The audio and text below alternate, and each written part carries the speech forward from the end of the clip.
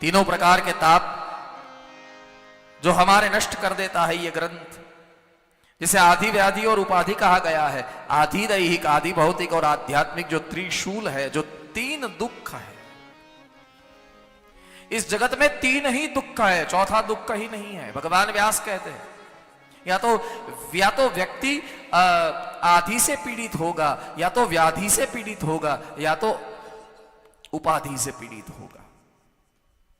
आदि व्याधि और उपाधि। आदि किसे कहा है? बोले जो चीज हमारे पास नहीं है उसको प्राप्त करने के लिए जब हम दुख भोगते हैं उसका नाम है आदि। किसी के पास पैसे नहीं है और पैसे कमाने के लिए वो व्यक्ति दुखी होता है तो वो आदि है। मगर कई लोग ऐसे हैं पैसे ही उसके दुख का कारण है। लो,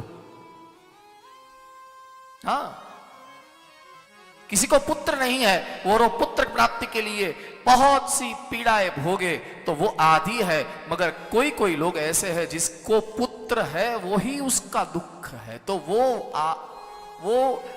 उपाधि।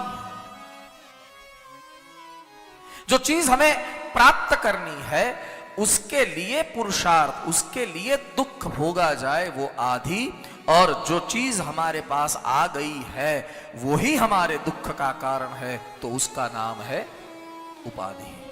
और इस दोनों के बीच में एक और शब्द दिया है, तीसरा दुख हमारे पास है, उसका नाम है व्याधि। व्याधि यानी कोई रोग, यानी सब कुछ होने के बावजूद या तो सब कुछ हमारे पास है फिर भी हम भोग नहीं पाते शरीर से। हमारा शरीर साथ नहीं दे रहा है भोगने के लिए। देखिएगा आप बहुत बड़े लोग जब भोजन करने बैठेंगे ना तब हमको दया आएगी। बहुत पैसे वाले होते हैं ना वो भोजन नहीं कर पाते। भगवान से प्रार्थना करना, परमात्मा इतना देना कि मैं आराम से खा सकूं। संपदा इकट्ठा करना वो भाग्य नहीं है, वो संपदा को खुद भोगना वो भाग्य है।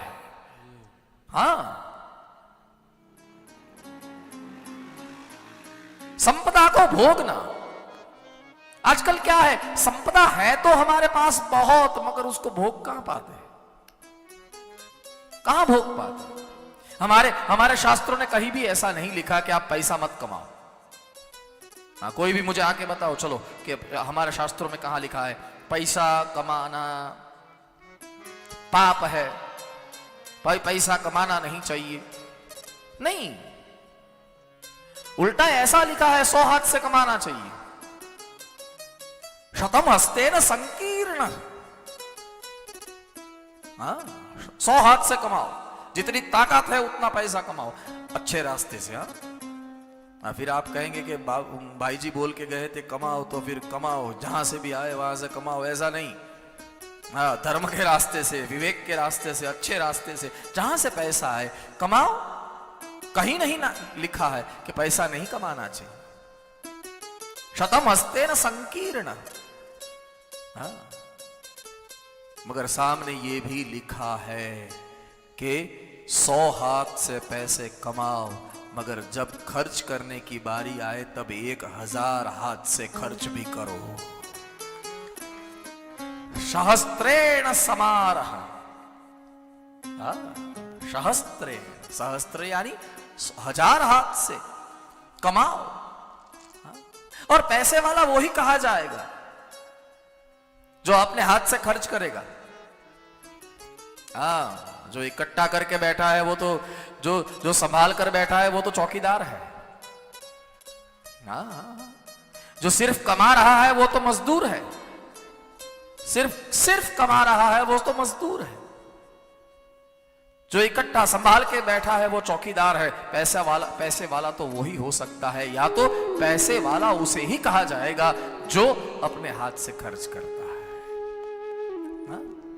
आजकल क्या हुआ, बहुत श्रीमंताई अगर हमारे घर में आएगी ना तो बहुत सी ऐसी बातें भी आ जाएगी घर में जो हमें दुखी कर देगी। श्रीमद् भागवत जी के 11 स्कंद में अर्थ कमाने की बात जब आई, जरा बहुत ध्यान दीजिएगा। अर्थ यानी पैसा, अर्थ जब हमारे घर में आए, श्रीमद् भागवत के 11 स्कंद में भगवान कृष्ण ने उद्धव से कहा है, आदमी जब अर्थ को लाने के लिए दरवाजा खोलता है तो अर्थ के पीछे 15 अनर्थ घुसते हैं घर में। हाँ, 15 अनर्थ। चोरी से शुरू होता है अनर्थ और व्यभिचार तक जाता है। ऐसे 15 अनर्थ गिना दिए भगवान कृष्ण ने कि अर्थ के साथ ये आएगा, अर्थ के साथ वो आएगा, अर्थ के साथ ये आएगा। ऐसे 15 अनर्थ गिनाए हैं। और मैंने बहुत बड़े संत से एक बार सुना था कि वो अर्थ घर में आए और 15 अनर्थ घर में ना आए, उसके लिए भी एक उपाय है। हाँ, अर्थ आए, पैसे आए, मगर अनर्थ ना आए, उसके लिए एक ही उपाय है, अपने द्वार पर, अपने दरवाजे पर सदगुरु को चौकीदार के रूप में बिठा दो। अपने गुरु को चौकीदार के रूप में बिठा दो कि यहां से अर्थ आना चाहिए, मेरे घर में अनर्थ नहीं घुसना चाहिए। सतम हस्ते न संकीर्ण। आजकल क्या है, हमारे पास सब कुछ है, सब कुछ है, क्या नहीं है? दूसरे जैसे रह रहे ऐसे ही हम रह रहे। दूसरे के पास जो कार है वही कार हमारे पास है। दूसरे की जो लाइफस्टाइल है वही लाइफस्टाइल हमने कंपैरिजन में एडॉप्ट की हुई है। वो ऐसे रहते हैं तो हम क्यों ना रहे, वो ऐसा करते हैं तो हम क्यों ना करें, वो ऐसा उड़ते हैं तो हम क्यों ना उड़े, वो ऐसा करते। मगर आपने कभी देखा है कि भोगने की जब बारी आती है तब आदमी असमर्थ हो जाता है, अपने शरीर से असमर्थ हो जाता है।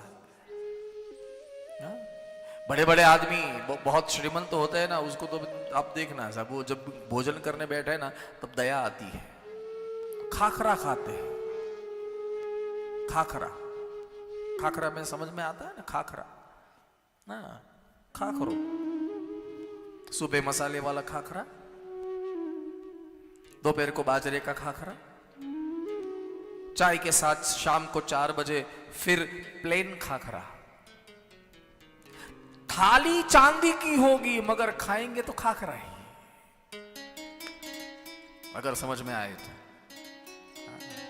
थाली तो हम चांदी नहीं हो साहब, चड़काट मारती खाखरा। जब गुजराती में कहवाय कि हवारे खाखरो, हांजे खाखरो ने राते खाखरो, खाखरो खाखरो ने खाखरो। 6 महीना खाखरो खाए એટલે પછી खरखरो। खरखरो यानी ये आपको पता चल गया होगा, खरखरो। खरखरो जब आदमी गुजर जाता है तब बैठने जाते हैं ना, उसको खरखरा बोलते हैं। खाखरो ने खरखरो। विदुर जी ने जब धृतराष्ट्र को ज्ञान दिया, विदुर नीति समझाई, तब एक शब्द कहा है, हे धृतराष्ट्र, प्रायेण श्रीमताम लोके भोक्तुम शक्ति न विद्यते। प्रायेण 95-98% श्रीमंतों में भोजन की शक्ति नहीं होती है। हाँ, देखिए बहुत बहुत श्रीमंताई होती है ना, वो भोजन करने बैठे ना तब तो कटोरी में इतना सा दूध लेंगे, हाँ, बिना घी की रोटी, मिठाई तो थाली में लाने की बात तो दूर रही, सूंघे तो भी बेभान हो जाए, इतना डायबिटीज होता। आटलो फाट था तो वही डायबिटीज। जिसके लिए हमने मेहनत की है वो भोजन ही हम ना कर पाए तो वो मेहनत किस काम की, किस काम की? ये तीनों प्रकार के ताप से श्रीमद् भागवत जी मुक्त करता है। लो